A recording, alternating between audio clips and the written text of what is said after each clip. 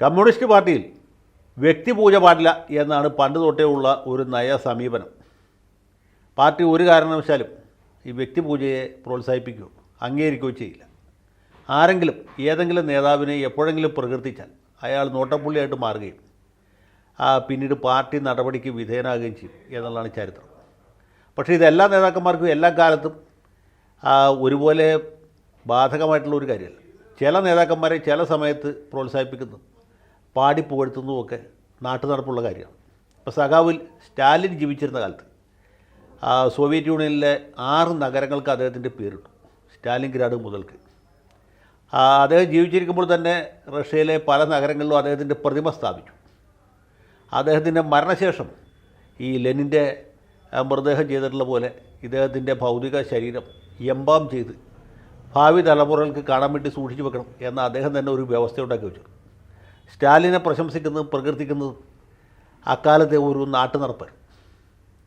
അദ്ദേഹത്തെ പ്രകീർത്തിച്ച് കവിത എഴുതുന്ന ആളുകൾക്ക് ഓർഡർ ഓഫ് ലെനിൻ മുതലായ സമ്മാനങ്ങൾ നൽകി സർക്കാർ അവരെ പ്രോത്സാഹിപ്പിച്ചു. അപ്പോൾ ഇതൊക്കെ സ്റ്റാലിൻ്റെ കാലത്ത് നടന്നിട്ടുണ്ട്. പിന്നീട് ഹോണേക്കറുടെ കാലത്ത് കിഴക്കൻ ജർമ്മനിയിലും ചൗഷസ്കിയുടെ സമയത്ത് റുമാനിയയിലും നടന്നിട്ടുണ്ട്. പോൾ പോൾട്ടിൻ്റെ കാലത്ത് കംബോഡിയയിലും ഇതൊക്കെ തന്നെ നടന്നിട്ടുണ്ട്. ഇപ്പോൾ ഞാനിത് പറഞ്ഞതെന്ന് വെച്ചാൽ കേരളത്തിലെ മാർക്സിസ്റ്റ് കമ്മ്യൂണിസ്റ്റ് പാർട്ടിയും വ്യക്തിപൂജയിൽ വിശ്വസിക്കുന്നവരല്ല. അതേ സമയത്ത് നമ്മുടെ മുഖ്യമന്ത്രി പിണറായി വിജയനെ കാരണഭൂതൻ എന്നൊക്കെ വിളിച്ച് അല്ലെങ്കിൽ ക്യാപ്റ്റൻ എന്ന് പറഞ്ഞ് ഒക്കെ പ്രശംസിക്കുന്നത് നമ്മുടെ സഖാക്കളുടെ ഇടയിലുള്ള ഒരു നാട്ടുനടപ്പാണ്. ഇപ്പോൾ ഏറ്റവും അവസാനം നമ്മുടെ ഗോവിന്ദ മാഷ് ഇദ്ദേഹം സൂര്യനാണ് എന്ന് പ്രഖ്യാപിച്ചു. അദ്ദേഹം സൂര്യ തേജസ്വിയാണ്. അദ്ദേഹത്തിൻ്റെ അടുത്തേക്ക് ചെല്ലുന്നവർ കത്തിക്കരിഞ്ഞു പോകും. അദ്ദേഹത്തെ ആർക്കും തൊടാൻ പറ്റുകയില്ല എന്നാണ് ഗോവിന്ദ മാഷിൻ്റെ മതം.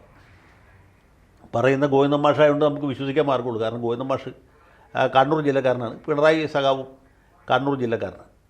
അപ്പോൾ അവർ പണ്ട് തൊട്ടേ പരിചയക്കാരാണ്. അടുത്ത് ഒരുമിച്ച് പ്രവർത്തിച്ച് പരിചയമുള്ളവരാണ്. പിന്നെ ഗോവിന്ദ മാഷിന് ഈ ഗോവിന്ദ മാഷായിട്ട് നിലനിൽക്കണമെങ്കിൽ പാർട്ടി സെക്രട്ടറിയുടെ കസേരയിൽ AKG സെൻറ്ററിൽ ഉറച്ചിരിക്കണമെങ്കിൽ ഇടയ്ക്കിടയ്ക്ക് ഇദ്ദേഹത്തെ ഇങ്ങനെ പ്രശംസിക്കുകയും പ്രകീർത്തിക്കുകയും സ്തുതി പാടുകയൊക്കെ ചെയ്യേണ്ടത് ആവശ്യമാണ്. പക്ഷേ നമ്മുടെ മുമ്പിൽ ചോദ്യം അതല്ല. പിണറായി വിജയൻ കേരളത്തിൻ്റെ സൂര്യനാണെങ്കിൽ, കമ്മ്യൂണിസ്റ്റ് മാർക്സിസ്റ്റ് പാർട്ടിയുടെ സൂര്യനാണെങ്കിൽ ചന്ദ്രൻ ആരാണ് എന്നുള്ളതാണ്. സൂര്യൻ മാത്രം ഉണ്ടായാൽ പോലുള്ളൂ, നമുക്കൊരു ചന്ദ്രനും വേണ്ടേ? അങ്ങനെ ആലോചിക്കുമ്പോൾ നമ്മുടെ മനസ്സിലേക്ക് വരുന്നത് ആരുടെ മുഖമാണ്? ഇപ്പോൾ ഇത് പറയുമ്പോൾ നിങ്ങളുടെ മനസ്സിൽ ഒരു മുഖം തെളിഞ്ഞു വന്നിട്ടുണ്ട്. ഞാൻ ഉദ്ദേശിച്ച ആൾ തന്നെയാണ് നിങ്ങൾ ഉദ്ദേശിച്ചത് എന്നെനിക്ക് മനസ്സിലായി. അത് സഖാവ് മുഹമ്മദ് റിയാസാണ്. മന്നവേന്ദ്ര വിളങ്ങുന്നു ചന്ദ്രനെ പോലെ നിൻമുഖം എന്ന് കേട്ടില്ലേ? അത് ഇദ്ദേഹത്തിനെ ഉദ്ദേശിച്ച് ഏതോ കവി പണ്ട് ഏതോ കാലത്ത് എഴുതിയതാണ്. ഒന്നിനൊന്നോട് സാദൃശ്യം ചൊന്നാൽ ഉപമയാമത് മന്നവേന്ദ്ര വിളങ്ങുന്നു ചന്ദ്രനെ പോലെ നിൻമുഖം. അങ്ങനെ ചന്ദ്രനെ പോലെ വിളങ്ങുന്ന ഒരു മുഖമാണ് സഖാവ് മുഹമ്മദ് റിയാസിൻ്റെ. ഇദ്ദേഹത്തിന് എന്തെങ്കിലും പറ്റിയാൽ, അല്ലെങ്കിൽ ഇദ്ദേഹത്തിന് പ്രായാധിക്യവും അനാരോഗ്യവും മുഖേന കാരണം അദ്ദേഹം സ്ഥാനം ഒഴിയുകയാണെങ്കിൽ, അങ്ങനെ ഒഴിയാതിരിക്കട്ടെ, ഒഴിയുകയാണെങ്കിൽ പിന്നെ കേരളം കാത്തിരിക്കുന്ന നേതാവാരാണ്? മാതൃഭൂമിയുടെ സർവേയിൽ പോലും കണ്ടെത്തിയത് സഖാവ് മുഹമ്മദ് റിയാസിനെയാണ്. നമ്മുടെ മരാമത്ത് ടൂറിസം വകുപ്പ് മന്ത്രി മുഹമ്മദ് റിയാസ് തന്നെ. അദ്ദേഹം ഇങ്ങനെ കേരളത്തെ നയിക്കാൻ ഉദ്യുക്തനായി, സന്നദ്ധനായി, ബദ്ധകച്ഛനായി നിൽക്കുകയാണ്. അപ്പോൾ ഈ അമ്മോശൻ ഒന്ന് ഇറങ്ങിയാൽ മതി, മരുമോൻ കയറാൻ തയ്യാറായിട്ട് നിൽക്കുകയാണ്. നിയമസഭയിലൊക്കെ ഉള്ളൊരു ചടങ്ങ് എങ്ങനെ വെച്ചാൽ ഈ ധനാഭ്യർത്ഥനയൊക്കെ എടുക്കുമ്പോൾ MLA മാർ, പ്രത്യേകിച്ച് മാർക്സിസ്റ്റ് മെമ്പർമാർ ആദ്യം തന്നെ പിണറായി വിജയനെ സ്തുതിക്കും. അത് കഴിഞ്ഞ് റിയാസിനെ സ്തുതിക്കും. ഈ സ്തുതി കഴിഞ്ഞതിന് ശേഷം മാത്രമേ ചർച്ചയിലേക്ക് പ്രവേശിക്കുകയുള്ളൂ. അതൊരു നാട്ടു നടപ്പാണ്. ഈ റഷ്യയിൽ സ്റ്റാലിൻ്റെ കാലത്തുണ്ടായിരുന്ന പോലെ കേരളത്തിൽ ഇപ്പോൾ പിണറായി വിജയനെ മുഹമ്മദ് റിയാസിനെ സ്തുതിച്ചതിന് ശേഷമേ സഖാക്കൾ എന്ത് ചെയ്യുള്ളൂ. അങ്ങനെ ഒരു കാലത്തേക്ക് നമ്മൾ കടന്നു പോവുകയാണ്. ഇപ്പോൾ ഒരാൾ സൂര്യനാണെങ്കിൽ മറ്റൊരാൾ ചന്ദ്രനാണ്. ഇനിയിപ്പോൾ കുറച്ചുകൂടി കഴിയുമ്പോൾ ചന്ദ്രന് സൂര്യനേക്കാളും ഗ്ലാമറും ജനപിന്തുണയൊക്കെ വർദ്ധിക്കും.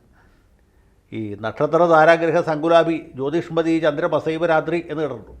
നക്ഷത്രങ്ങളും താരകളും ഗ്രഹങ്ങളും ഒക്കെ ഉണ്ടെങ്കിലും, നമ്മുടെ സജി ചെറിയാൻ്റെ ഭാഷ പറഞ്ഞ കുന്തവും കുടച്ചക്രവും ഉണ്ടെങ്കിലും ചന്ദ്രനെ കൊണ്ടാണ് രാത്രി പ്രകാശമാനമാകുന്നത് എന്നാണ്.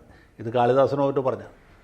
നക്ഷത്ര താരാഗ്രഹ സങ്കുലാഭി ജ്യോതിഷ്മതി ചന്ദ്രമസൈവ രാത്രി, രഘുവംശത്തിലാണ് തോന്നുന്നു ഉള്ള ഒരു ശ്ലോകമാണ്. അത് സഖാവ് റിയാസിനെ ഉദ്ദേശിച്ചാണ്. അവിടെ സ്വരാജുണ്ട്, ഷംസീറുണ്ട്, അല്ലെങ്കിൽ ബാലഗോപാലും രാജീവൊക്കെ ഉണ്ട്. എങ്കിലും സഖാവ് റിയാസിനെ കൊണ്ടാണ് ഇപ്പോൾ പാർട്ടി ശോഭിച്ചുകൊണ്ടിരിക്കുന്നത്. അപ്പോൾ സഖാവ് റിയാസ് മാർക്സിസ്റ്റ് പാർട്ടിയുടെ കേരളത്തിൻ്റെ ചന്ദ്രൻ എന്ന് പിന്നീട് അറിയപ്പെടും. അതോടൊപ്പം തന്നെ ഭാവി മുഖ്യമന്ത്രിയായിട്ട് വാഴ്ത്തപ്പെടും. ഈ കാര്യത്തിൽ എനിക്കൊരു സംശയമില്ല. സംശയമുള്ള ആരെങ്കിലും ഉണ്ടെങ്കിൽ ഒരു കടലാസ് എടുത്തോ എഴുതി വെച്ചോ. ഞാൻ ബെറ്റ് വെക്കാൻ തയ്യാറാണ്. അല്പം കൂടി കാത്തിരിക്കുക.